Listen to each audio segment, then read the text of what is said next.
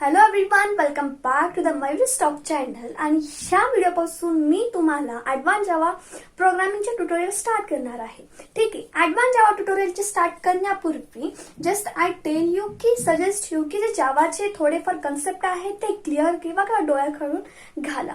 चला तर मग आपण आता बघूया की ओव्हरऑल ह्याला किती चॅप्टर आहेत. टोटल 6 चॅप्टर आहेत. त्याची मार्किंग सिस्टीम ह्या पर्टिक्युलर टॉपिक मधून किंवा चॅप्टर मधून आपण काय शिकणार आहोत ह्या गोष्टी थोड्याफार मी तुमच्याशी शेअर करणार आहे. ठीक आहे, तर जावामध्ये आपण ओव्हरऑल सगळ्या सिंटॅक्स किंवा क्लास ऑब्जेक्ट कसा क्रिएट ह्या सगळ्या गोष्टी बघितल्या होत्या. इन द सेम वे ह्या सगळ्या गोष्टी इथं असणार आहेत. पण ॲडव्हान्स जावामध्ये आपण काय शिकणार आहोत की एक GUI जी ग्राफिकल युजर इंटरफेस म्हणजे button, text field, text area किंवा डेटाबेस कसा कनेक्ट करायचा, नंतर सर्व्हर साईडला कसं वर्क होईल, सर्व्हलेट म्हणून एक कन्सेप्ट आहे किंवा होल त्याच्यावर एक चॅप्टर आहे तो आपण पुढे बघणारच आहोत. ह्या सगळ्या गोष्टी ॲडव्हान्स जावा प्रोग्राममध्ये आपण लर्न करणार आहोत. And using the advance Java programming आपण डेस्कटॉप बेस्ड ऍप्लिकेशन करू शकतो. जसं की इन्व्हेंटरी मॅनेजमेंट असतात, ठीक आहे, बटन असतात, टेक्स्ट फील्ड असतात किंवा इव्हेंट हँडलिंग असते. या सगळ्या गोष्टी आपण ॲडव्हान्स जावा प्रोग्रामिंग मध्ये कव्हर करणार आहोत. तर चला तर मग आपण आपल्या टायटल कडे या की ॲडव्हान्स जावा कोर्स आहे, ऑनलाईन एक्झामिनेशन आहे. सो तुम्हाला ज्या पण मी रोज कन्सेप्ट सांगत जाईल सब टॉपिक्स वाईज जे तुम्हाला सिलेबसला आहे तेच मी व्हिडिओमध्ये सगळा कव्हर करणार आहे. तो साईड बाय साईड तुम्ही नोट सुद्धा काढा आणि त्याच्याच बरोबर जे प्रॉब्लेम्स असतात, प्रोग्राम्स असतात ते सुद्धा हँड्स ऑन करायला सुरुवात करा. म्हणजे ॲडव्हान्स जावा प्रोग्रामिंगचा एक कोर्स किंवा सिलेबस थोडाफार आपला आपण कव्हर करूया. तर पहिला चॅप्टर आहे ॲब्स्ट्रॅक्ट विंडो टूल किट, जे नथिंग बट AWT हे एक API आहे, ऍप्लिकेशन प्रोग्रामिंग इंटरफेस आहे. आणि हे जो चॅप्टर आहे तर त्याला वेटेज बघितलं तर टोटल वेटेज आहे त्याला 12 मार्क्सचा. म्हणजे आता वेटेज म्हणजे काय, ह्या पर्टिक्युलर वेटेज दिला असं 70 मार्क्स टोटल कॅल्क्युलेशन असतात.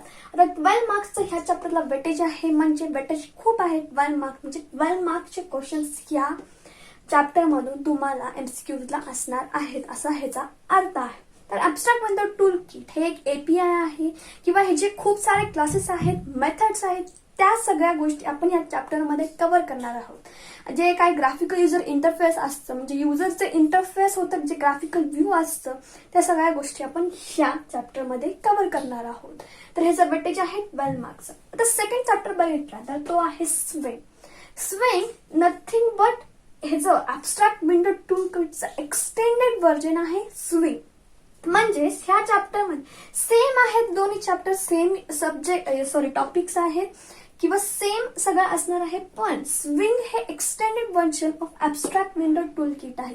ह्याच्यामध्ये सुद्धा button, text field, text view हे आहेत आणि ह्या स्विंग मध्ये सुद्धा आहेत. पण काय आहे, ह्यात एक्सटेंडेड व्हर्जन आहे, थोडीफार मेथड वगैरे सेम आहेत, क्लासेस वेगवेगळे आहेत. त्या सगळ्या गोष्टी आपण स्विंग ह्याच्यामध्ये कव्हर करणार आहोत. म्हणजे स्विंग मध्ये ह्याचे जे क्लासेस आहेत, कंपोनंट्स आहेत, त्याचा जे ओव्हरलुक आहे, फील आहे, तो डिफरंट आहे, अट्रॅक्टिव्ह आहे as compare to abstract window tool kit. आता हे दोन चॅप्टर आहेत. ह्याचं जर वेटेज बघितलं 10 मार्क्सचं आहे, ह्याला पण जास्त वेटेज आहे.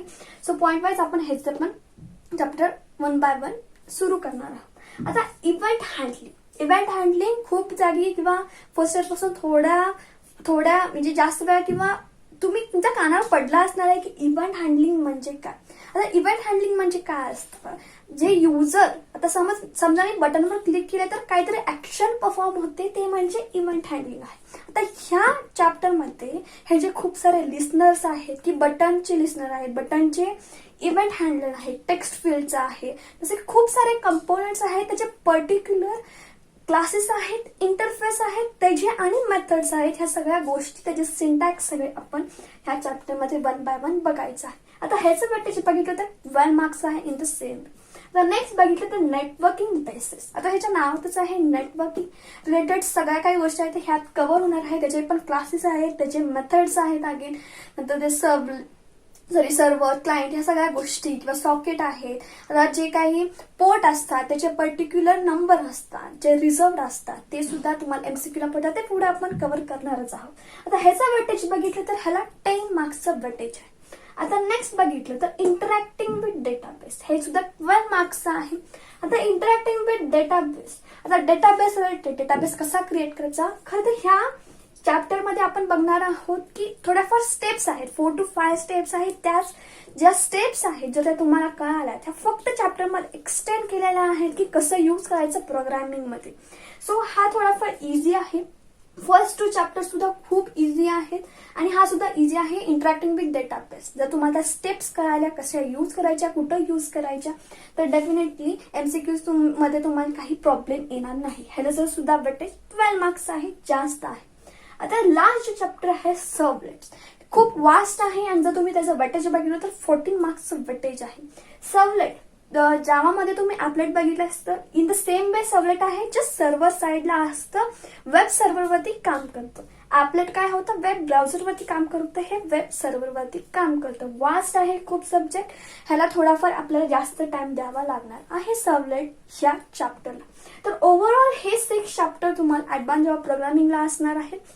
आणि जस्ट मी तुम्हाला सजेस्ट करते की प्रोग्राम नेटबीन्स तर आहेच, तिथं आपण ड्रॅग अँड ड्रॉप सुद्धा करू शकतो, पण ते न करता तुम्ही नोटपॅडचा यूज करा आणि प्रोग्रामिंग स्टार्ट करा. सो त्याच्यासाठी तर जेडीके हे कंपल्सरी लागणार आहे, नेटबीन सुद्धा लागतं. म्हणजे जावासाठी जेडीके टूल हे कंपल्सरी आपल्याला असायला लागतं. जेडीके त्याचे जावा डेव्हलपमेंट टूल किट, ज्याच्यात टूल्स असतात. आता जावाचं एक्झिक्युशन कसं होतं, 2 स्टेप्समध्ये होतं. पहिला ते कंपाईल होतं आणि देन इंटरप्रेट होतं. कंपाईल कसं होतं, जावा सी ह्या टूल न होतं आणि इंटरप्रेट होतं ते जावा ह्या टूल न होतं. म्हणजे जे टूल्स असतात ते जेडीके मध्ये असतात.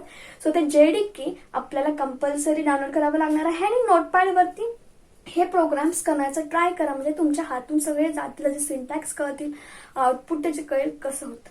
तर ठीक आहे, हे आहे ओव्हरव्ह्यू. तर नेक्स्ट व्हिडिओपासून आपण ॲबस्ट्रॅक्ट विंडो टूल किट ह्या चॅप्टरला स्टार्ट करणार आहे. जर काही क्वेश्चन असतील तर mention in the comment section. And thank you so much for watching this video.